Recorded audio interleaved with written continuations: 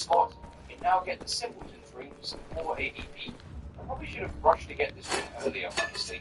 Guess I was the Simpleton. I was trying to get the third dragon ring also for more health, weight, and stamina, and then made my way to the bottom of the tower at last. Fume Knight was up next, and it was the Spy Hander's time to shine, or for me to die. A lot. By far the most painful fight of the run so far.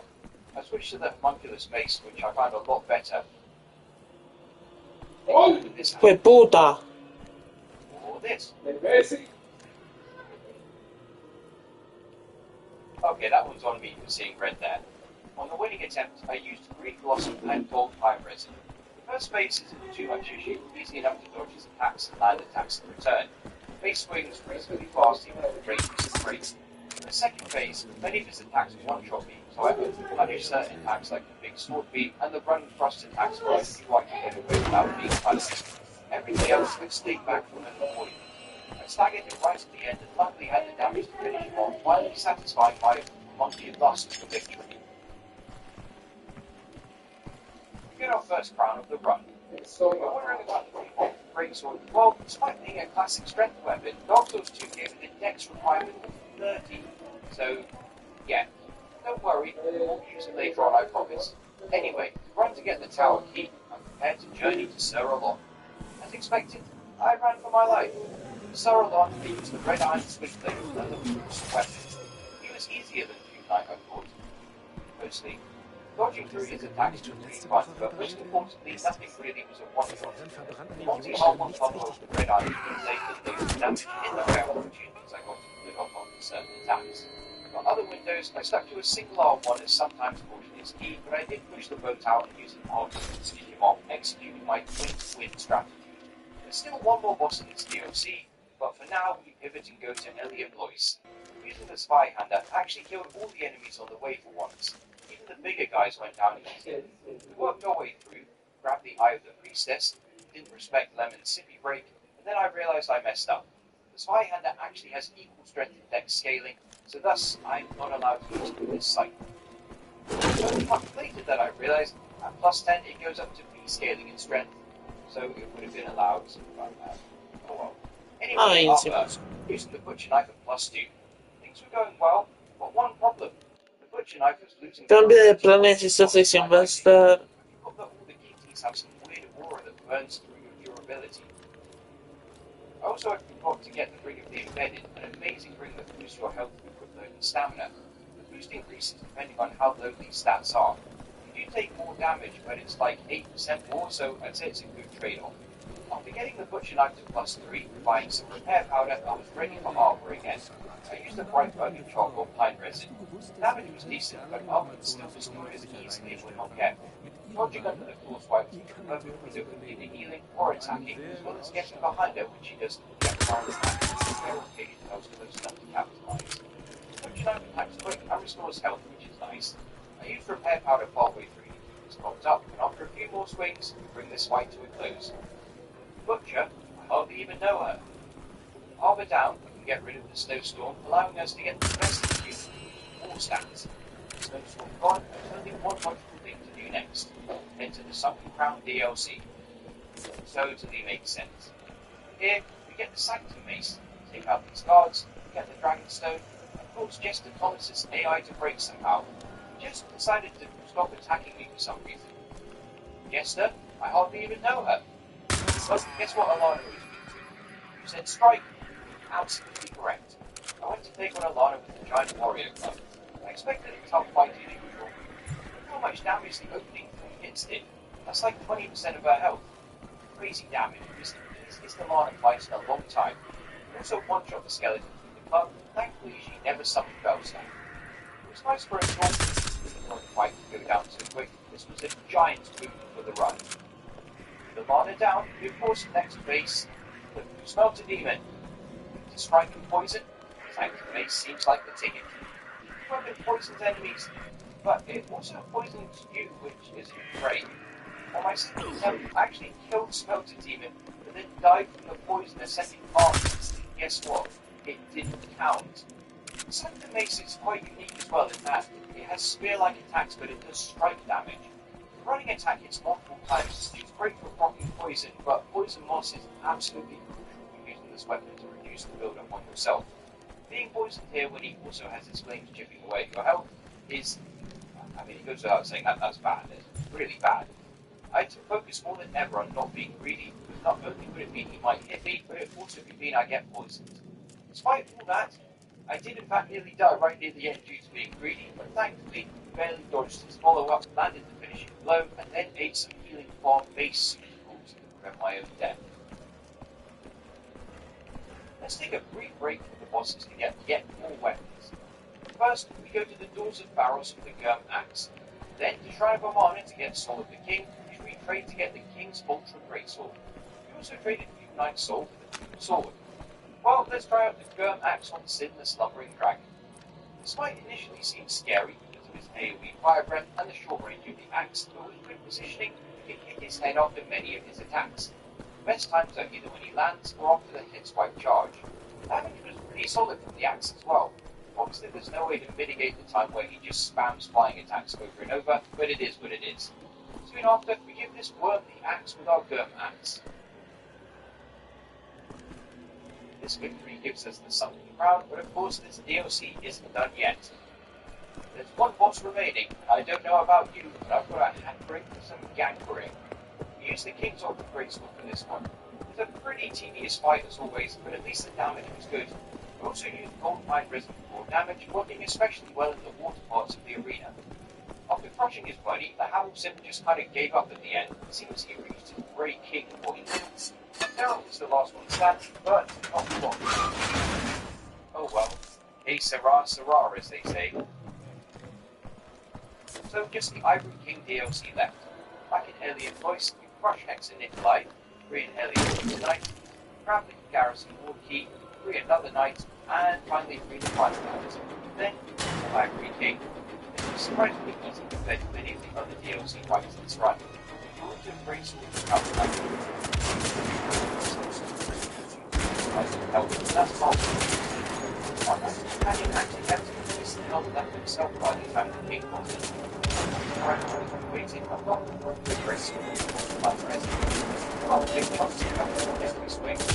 Our best case is that it's not this quick video, but I didn't die right near the end. But, as chance would have it, my knight friend was actually super high. He sacrificed himself in this match to block up anything here.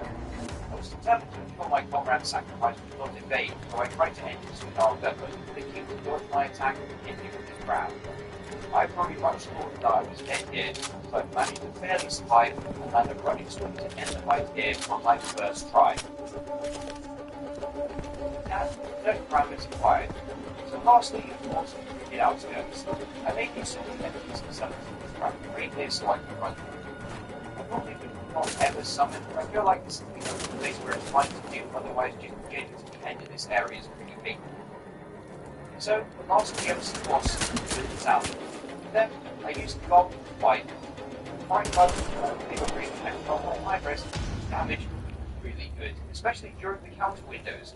I had some lucky RNG when Zalin got involved, which meant I killed Blue quickly. I had to equipment use repair powder while in the fight because I just again forgot about their durability reduction aura, but thankfully I came out unscathed. I did such good damage that I managed to take out Zalin before it finished its buff animation, something I'm not sure I've ever done. This weapon really makes the world fight into their health bars. With that, all the DLCs are complete for this cycle. We get the crowns restored to their full power, and then I went on to finish the only other base game boss remaining apart from Audia the Rogue Rat Authority. For this, I used the Burnside. Now, I don't know if I just got lucky, but I actually managed to kill all the rats very quickly without getting toxic for once. After that, Charcoal Light Resin helped to bring the big guy down very quickly with some precise swings. Finally, broken traits. Does he have anything like that? No, he does not. More and quite we just had a weapon, but eventually we think this can be broken, beaten, finishing off the cycle at last. Let me approach, however, because our work is not done. After 18 hours of unskippable credits, I decided to grab a bunch of weapons from all around and some dust to the cycle. I actually got the ice cream to pop up before we killed. Really surprising. Not still the time of the block, but not area. Sadly, we were not supposed to have the dagger. The dagger tracks. And the new barrel was only one.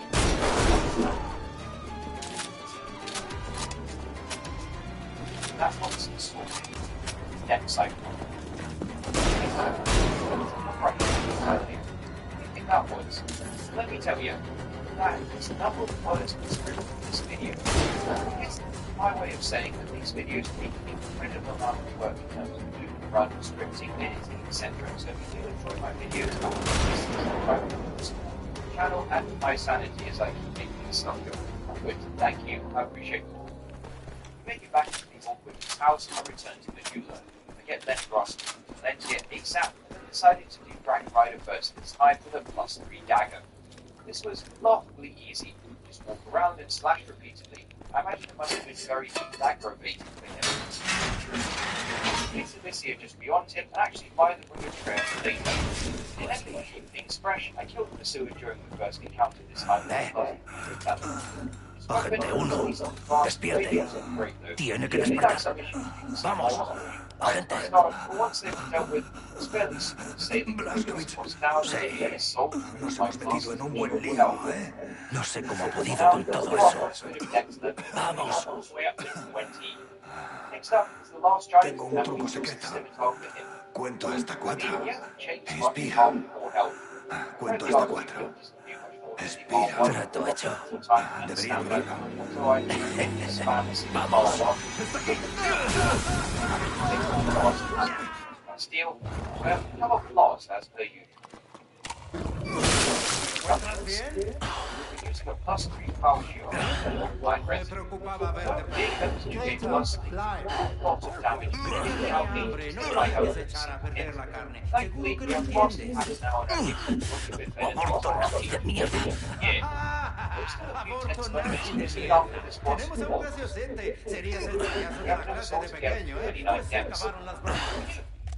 Educated Woods killed these idiots for a bit of revenge. How motivated me? I points, but I made sure he got mine. I used to fight the knife because we never finished weeks of combat. Even at just +3, the drop off my resident old Leo really helped this Cuando bring pulse damage. este botón, My la electricidad recorrerá tu cuerpo transportada por esta agua y sentirás un dolor más intenso que has sentido nunca en tu vida. Si no quieres sentir ese dolor, lo cual es perfectamente comprensible, tienes que responder a mi pregunta sin dudarlo. Así pues, ¿tienes tu contacto en el pueblo? Klaus. ¿Quién es ese Klaus? Santa Claus. Successfully wiping out all the little brothers around us. Drop off my rest was probably unnecessary, but honestly, I despise this guy.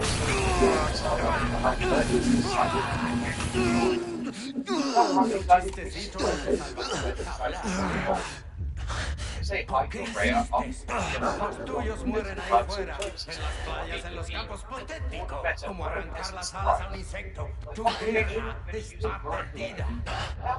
Cuando esté libre, te freiré en estas sillas hasta matarte. Let's be real. Further into the note, the spiders gave me a nice warm welcome. Use the mirror breaks. Fairly unremarkable. To be honest, fine for Freya. Very easy to just walk around and slap her. But he died. Despite basically a mirror image of how it went last cycle. Y cuando acabe contigo, Now we get mataré a tu deaths. perro.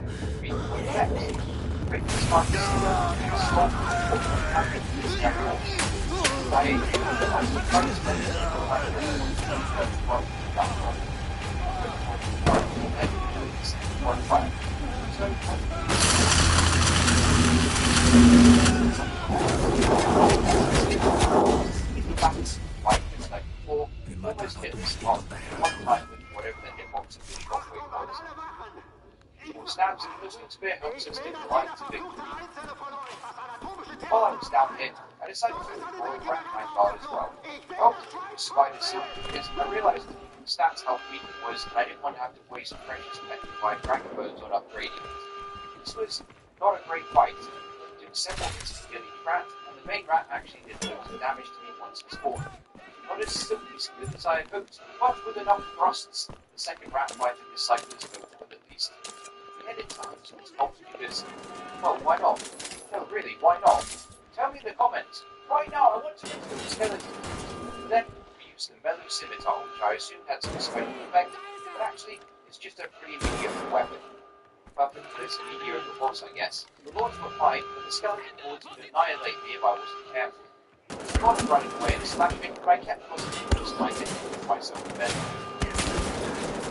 Then in another copper, fast radio on it. Steven, it's loads of times, but it's all obviously. We can't escape them on the radio.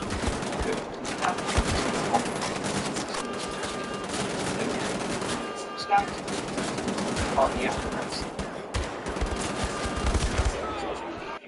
Uy, verga, me balacearon ahí. Water with my spear and other thrust, but I forgot that the Tu maldito is perro. lightning and I got poked by the air around the spear with death. So, I used a spear instead. Even unafraid, it great damage all my rest as well. Got lucky near the start of the same tail attack over and over, giving me a good window to attack and counter damage. Obviously, her damage is high, so we still have to be careful. Nothing is amazing her life when she dies. Guess what? Roughly 50 decks now. So, what do I keep 1 times ahead? Somehow managed to run this about 15 minutes now, I used the big spear for lightning damage. I did pretty well until I mistimed this dodge and got wiped out by the time of the storm. My spirits and if on nights ahead now talking back to the garden and then the sleep. Thanks guys. Another one by right up the red man. Use a great cycle to help me what I would worry about this.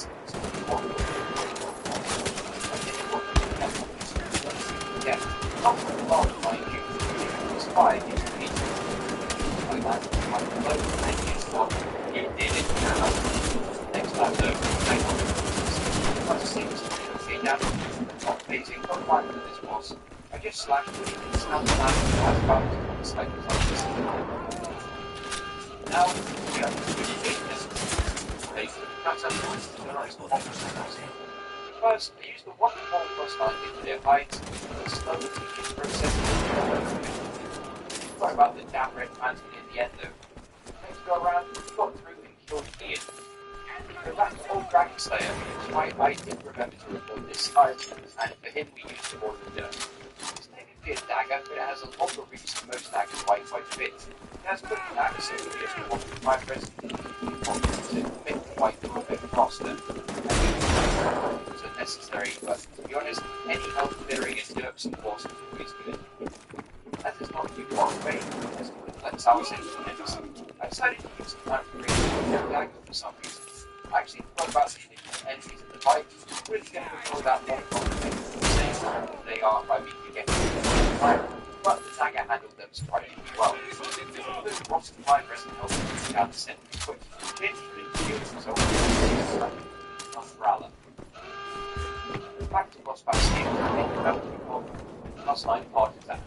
Damage was right, but not that special. At least we had some range this time, but it didn't prevent this from being a run around and spam life gem session. At least I got to work on my partisanal skills. With some optional bosses now cleared, let's head below to Lost Sinner. You can actually take out this red phantom mummy in the water easily for once, instead of getting body blocked and blown up. For Lost Sinner, I used the Lux Break Sword plus 1. Theory I wanted to next here though. In Game Plus, Pyromancer joined the fray about halfway in, but is there joining the fight tied to lighting up the room? I decided to go in the dark, and I was incorrect. The pyro douches still come regardless.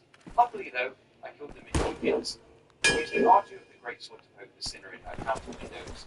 This all went pretty smoothly, apart from a few erroneous hits here and there, but after a few stabs, we rejoiced in the glory of our victory. That's the water great soul of the cycle. Audio now appears again. There's a couple of other bits that these don't clear up with. We get Mythos Vent Straight from Blade, and then get the Chaos Blade from Horn Effects using the New Game Plus exclusive Soul brought by the Lost Sinner. We also still need to get the Executioner's Chariot. I had another wacky theory I wanted to test out here. Do the necromancers respawn if you kill them and then quit the game? Well, sadly they do. I mean, I killed them easily with the Dragonblade Sword +1. Good to know for future. The walls also went down with no issue this time. I just stuck to its side and soon it died, leaving a Dragonblade of blood on the ground beneath it. Speaking of Dragonblade, finally time for Dragonblade Castle, and let me tell you, this Red Phantom killed me more times than many of the bosses on this run. I literally just managed to get the golems activated before dying. I ran all the way back, got at the castle as quick as I could, managing to activate the bonfire, and guess what? The Red Phantom chased me all the way here and killed me. Well, anyway, screw that guy. On to the Dragon Riders with the Charred Boy's Greatsword. Probably should have upgraded it before doing this fight, but now well. We take out the greenish one first to see his lower health, which seems to just be the best strategy for melee.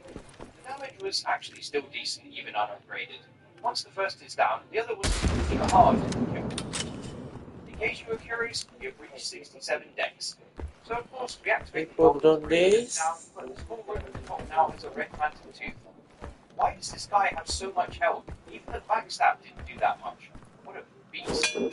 So for Looking Glass Knight, I've got a pretty interesting weapon choice. +2 Brick Blood Greatsword for its fire and lightning damage, perfect for covering both bases, as Looking Glass Knight is weak to fire, rain makes lightning stronger. The only issue was accidentally hitting his shield from time to time with the weapon's wings, or maybe that's a skill issue on my part. Probably the latter. The summon was easy enough to drink down at least, and the knight followed shortly after. Shrine of Amana time, the consistent fan favorite. I switched up to Red Phantom here and killed off these idiots with rapier this time round. Coge un teleférico al pueblo. Reúne en la taberna. My equipment getting broken, and it was pretty effective. I needed a place to use the +1, and the demon obviously was good a candidate as any. Puedes hacerlo, ¿verdad, Billy Boy? Puedes hacerlo. Hiding in the skin, told my resident to boost the damage. I was kind of just messing about, really. Easy boss, even with a fairly upgraded weapon. This fight flew by. I guess we accidentally engaged the warp drive. Next, we upgrade the Flamberge to +9. Guess that we're going to use the Flamberge from Wolfestein, well, as I was saying, for better results. As you can see, we read it in, but it was. Turns out we couldn't really get enough hits into properly consistently. Still did decent enough damage, and I was proud of the dodging I did here after my failing in the last cycle. I mean, I know I have more AD boosting gear than back then, but hey, let me have this one. Most that goes down without too much issue, thanks to me fighting my greedy Flamberges and taking my time. With the King's Ring in hand, we move on to Olgierd's Key, where I took out the greatest sword in the mirror in a fierce battle. The key in the Guard Dragon, I actually used the key to be embedded. I thought this was like a silly, funny gimmick weapon, but the damage certainly was no joke. Actually, caused huge numbers thanks to the giant counter fire, Wolfestein, pues sí, La compró también con los dólares que tenía ahí. sí. Like our strength in the previous cycle, I don't really see any need to level it up. Taking to the Dragon Prime weapon with this guy's arm movement kills me in a Dark Souls 1 Titan-like demon moment. I actually had a close fight with the champion. Poison knives helped weaken him, but he did nearly kill me. That is some big damage. I grabbed the Ashen Mist Heart, but this time I'm not going to fight this dragon for the moment. Got to build myself up to that endeavor. So I went and killed the giants instead, and using the key they dropped, got the Dragon Talon. That's right, it's time for the DLC now. I'll take a less chaotic route this time, I promise. I used the throwing knife to access the bonfire here. I'm showing how much I can use the bonfire. But enjoyment might end here as it's time for Alana. I used the blacksmith katana here with gold pine resin. Maybe this is an obvious statement, but it's crazy how easy she is with melee versus using magical archery. I'm using the skeletons again, but I didn't get so lucky this time as she did indeed summon Wolfestein.